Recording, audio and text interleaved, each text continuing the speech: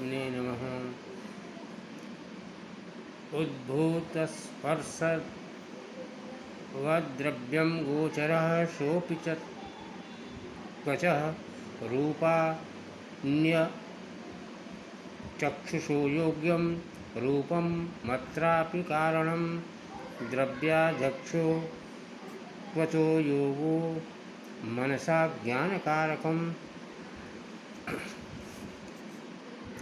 उद्भूत स्पर्श, उद्भूत स्पर्शत्व, उद्भूत स्पर्श वाला द्रव्य, ये सभी त्वक इंद्रिय से ग्राह्य हैं। रूपत्व जाति के अतिरिक्त जो भी चक्षु ऋक्षेंद्रिय से प्रत्यक्ष के योग्य हैं, उसका त्वक इंद्रिय से भी प्रत्यक्ष होता है। त्वक इंद्रिय से होने वाले द्रव्याध्यक्ष द्रव्य के प्रत्यक्ष में रूप कारण होता है। प्रत्येक वाच्य प्रत्यक्ष ज्ञान में त्वक और मन का संयोग साधारण कारण होता है। मनोग्राह्यम सुखम दुखम मीक्षा द्वेषो मतिः कृति ज्ञानम निर्विकल्पाख्यम तद इंद्रियस्य मिथ्यते महत्वं षड्विधे हेतुरिंद्रियकरणं मतम्। सुखत्व सुखाभाव, दुख दुखत्व और दुखाभाव, इच्छा इच्छावत्व और इच्छाभाव, द्वेष द्वेषत्व और द्वेषाभाव, बुद्धि बुद्धित्व और बुद्ध्याभाव, प्रत्यय प्रयत्न और प्रयत्नाभाव, ये सब मन से ग्राह्य होते हैं। जो निर्विकल्पक ज्ञान है वह अतीन्द्रिय अर्थात इंद्रियों से परे माने जाते हैं।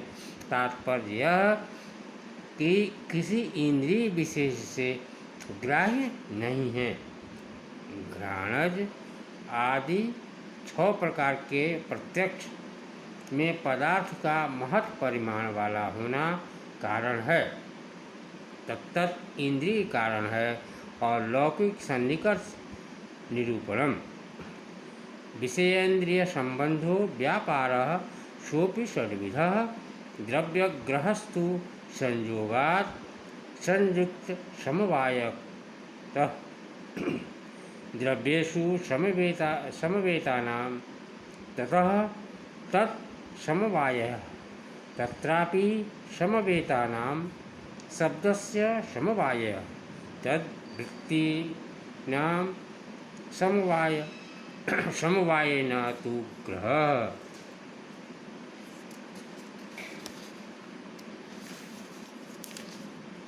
प्रत्यक्षं समवायस्य विशेषतया भवेत् विशेषणतया तद्भावात् भावानां ग्रहो भवेत्। यदि स्याद् उल्पोद्भवेत् त्वेयं यत्र प्रभज्यते विशेषों पदार्थों के साथ इंद्रियों के संबंध का व्यापार सन्निकर्ष कहलाता है। वह भी 6 प्रकार का होता है।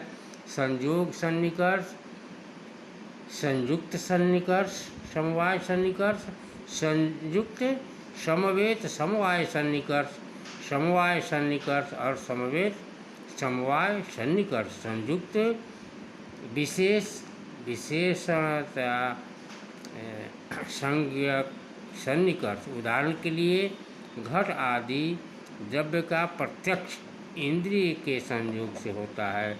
अतः द्रव्य प्रत्यक्ष में इंद्रिय का संयोग सन्निकर्ष होता है। घटादि द्रव्यों में समवाय संबंध से रहने वाला गुण कर्म सामान्य का प्रत्यक्ष इंद्रिय संयुक्त समवाय सन्निकर्ष से होता है। अतः इसे संयुक्त समवाय सन्निकर्ष कहते हैं। द्रव्य में समवेत गुण कर्म पर समवाय के रहने वाले गुणत्व कर्मत्व का प्रत्यक्ष इंद्रिय संयुक्त समवेत समवाय सन्निकर्ष से होता है और अतः गुणत्वादि के प्रत्यक्ष में संयुक्त समवाय सन्निकर्ष माना जाता है। शब्द का प्रत्यक्ष स्रोत समवाय से होता है, अतः शब्द प्रत्यक्ष में समवाय संज्ञक सन्निकर्ष माना जाता है। शब्द में स्थित शब्दत्व का प्रत्यक्ष स्रोत समवेत समवाय से होता है, अतः शब्दवत प्रत्यक्ष में समवेत समवाय सन्निकर्ष माना जाता है। समवाय संबंध का प्रत्यक्ष स्वरूप संबंधाख्य विशेषणता सन्निकर्ष में होता है, अतः समवाय सन्निकर्ष समवाय में संयुक्त विशेषणता संज्ञक सन्निकर्ष होता है और समवाय की तरह अभाव पदार्थ का प्रत्यक्ष विशेषणता संबंध में होता है। किस प्रकार के अभाव का प्रत्यक्ष होता है? योग्य पदार्थ का अभाव भी प्रत्यक्ष होता है।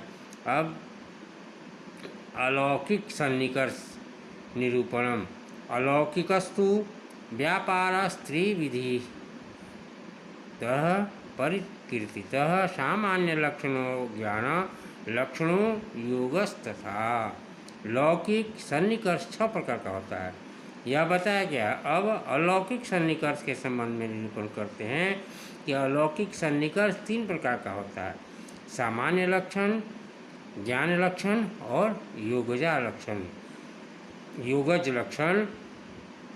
आसतीरा श्रेयाणाम तो सामान्य ज्ञान मिष्यते तदेन्द्रिय बृहद्बोध सामग्र्यापेक्षते भूतले अर्थात अधिकरणों के अलौकिक प्रत्यक्ष के कारण सामान्य विशेष ज्ञान को ही आसति सन्निकर्ष समझना चाहिए। चक्षु आदि इंद्रिय से होने वाले घटनात्मक ज्ञान के ज्ञान में सहकारी सामग्री की उपस्थिति भी अपेक्षित होती है। विषयी यस्या तस्यैव व्यापारो ज्ञान लक्षण योगजो द्विविध प्रोक्तो युक्ता युज्या भेदतः युक्तस्य सर्वदा भानं चिंताशः कृतो भवपरः। जिस अलौकिक सन्निकर्ष से यदि विषयक ज्ञान होता है उसी संबंध विशेष का नाम ज्ञान लक्षण प्रत्याशति है। और युक्त और युज्ञान के भेद से योगज और सन्निकर्ष 2 प्रकार का होता है। युक्त का ज्ञान सर्वदा होता है तथा युज्ञान का ज्ञान सहकारी कारणों के होने पर ही होता है। तात्पर्य यह कि युक्ता योगी का विषयों से साक्षात्कार बिना चिंतन के हो ही नहीं सकता, किंतु युज्यानोपयोगी को सतत विषयों के साक्षात्कार के लिए सतत विषयों में चित्त का एकाग्र करना होता है। अब अनुमिति निरूपणम। व्यापारस्तु परामर्शः करणम व्यातिधि भवेत् अनुमानम ज्ञानमानम लिंगम तु करणम नहीं। अनागता दिलिंगेन स्याद् अनुमितिस्तथा। अनुमिति रूप ज्ञान के लिए प्राप्ति का ज्ञान कारण है और परामर्श रूप ज्ञान व्यापार है। प्राचीन न्यायिक जो कहते हैं कि ज्ञानवान वर्तमान काल में ज्ञान का विषय वस्तु लिंग धूम आदि अनुमिति का कारण है। यह कथन ठीक नहीं है, क्योंकि यदि ऐसा मान लिया जाए तो अनागतादिलिंगेषु भूतकालीन और भविष्यत्कालीन हेतु द्वारा अनुमिति न हो पाएगी। अब परामर्श निरूपणम व्याप्यास्य पक्षवृत्तित्वधि परामर्श उच्यते। व्याप्ति युक्त व्याप्य धूम आदि का पक्ष पर्वत आदि में जो स्थित है, ऐसा जो ज्ञान है उसे परामर्श कहते हैं। इति